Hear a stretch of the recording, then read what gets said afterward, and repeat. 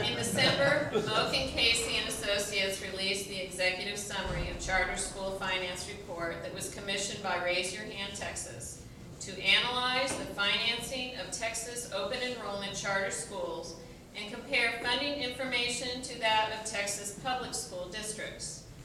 This is the conclusion reached as a result of their findings, and I quote, If ISDs were funded by the same formulas as used for the charters, state funding for traditional public schools would increase by $4.7 billion.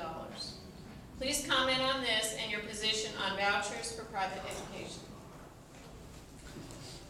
And we'll start. Representative Simpson.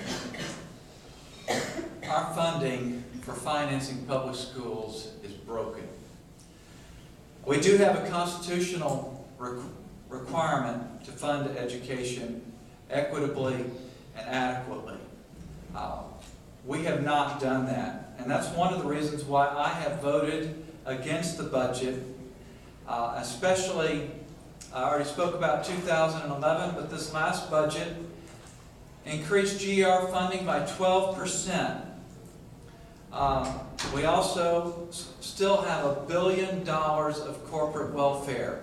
We give this company $35 million of your tax money. They have no debt, more cash on hand than the federal government. We have some misplaced priorities. Many of the items in the budget are not constitutional requirements. Education is. I don't necessarily believe we have underfunded education. It is the biggest and largest item in the state budget. But it is possible that we've underfunded what we expect of public schools and what we expect them to do.